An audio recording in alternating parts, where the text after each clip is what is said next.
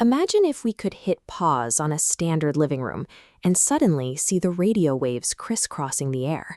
You'd be surrounded by overlapping ripples of glowing energy, violently bouncing off walls and intersecting between your phone, your TV, and your smart speakers.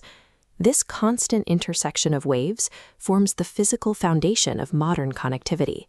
Every email, video stream, and text message exists right here, suspended in the room as pure energy. But with dozens of devices blasting energy simultaneously, they are all forced to share the exact same airspace. If they all shouted at once, those waves would scramble and become useless noise. Mastering this invisible chaos is the only reason simultaneous digital connectivity is physically possible.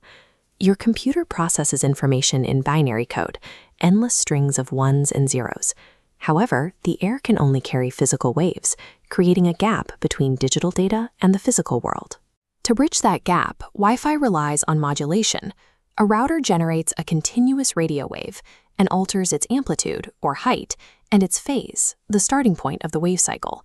By assigning specific binary patterns to these changes, data is embedded directly into the wave. When that modified wave hits the receiving antenna on your phone, the device measures those exact height and phase shifts to reconstruct the original binary sequence. Modern Wi-Fi achieves gigabit speeds by increasing the complexity of this mapping. By distinguishing between over 1,000 subtle variations in a single wave cycle, a technique like 1024 kAM, a router can pack thousands of bits into the air every second. Without this physical manipulation of waves, our digital devices would be disconnected from the outside world. Getting that data into your home requires a three-part hardware pipeline. First, the internet arrives at your house as pulses of light through fiber or electrical signals. A modem translates those outside signals into standard Ethernet data your home network can understand. Next, the router assigns a unique local IP address to every device in your house. When data arrives, the router checks the packet header to ensure the information reaches the specific device that requested it. Finally, the wireless access point takes this address data and physically broadcasts it into the air as radio waves.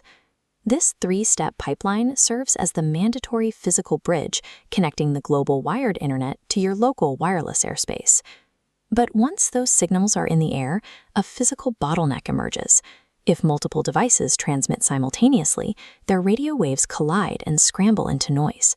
Wi-Fi prevents this using a protocol called CSMA-CA, which functions as a strict wait-to-speak rule. It starts by chopping large files into tiny, manageable chunks called packets.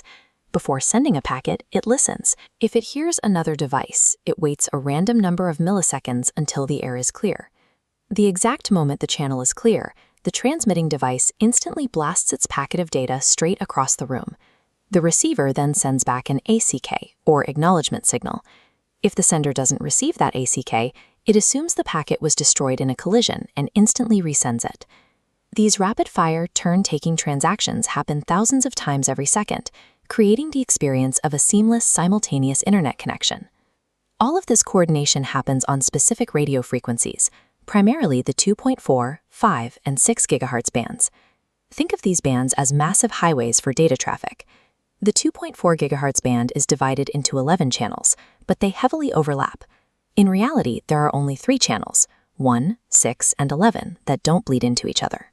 Because of this overlap, if you and your neighbor both use channel 6, your routers must wait for each other to finish speaking, slowing both of you down. By contrast, the 5 and 6 GHz bands are much wider, offering dozens of non-overlapping channels. This extra space makes these bands faster and less prone to interference. However, high-frequency waves lose energy very quickly, meaning they struggle to penetrate physical obstacles like thick walls and heavy furniture. Expanding to these higher frequencies solved the problem of crowded channels, but it required new engineering to overcome these physical barriers. Older routers functioned like light bulbs, broadcasting Wi-Fi equally in all directions. To meet modern speed demands, routers had to become targeted delivery systems. One solution is MIMO, which uses multiple antennas to send different parts of a file simultaneously over separate spatial streams. This is combined with beamforming, which focuses radio waves directly toward your device. Using advanced signal processing, these waves can ricochet precisely off walls to bypass physical obstacles, increasing both range and speed. These spatial physics techniques transformed Wi-Fi from a passive broadcast into an active, targeting delivery system. Historically, a router could only communicate with one device per transmission, even on a wide channel. Wi-Fi 6 introduced OFDMA, which allows a router to take a single channel and chop it into smaller subchannels. This allows it to deliver data to your phone, your smart TV, and your smart bulb all in the exact same transmission. By removing the need for devices to wait in line, this simultaneous delivery drastically reduces lag in homes filled with smart devices. Ultimately, Wi-Fi is a continuous, high-speed orchestration of digital translation, wave manipulation, and spatial physics operating invisibly all around us.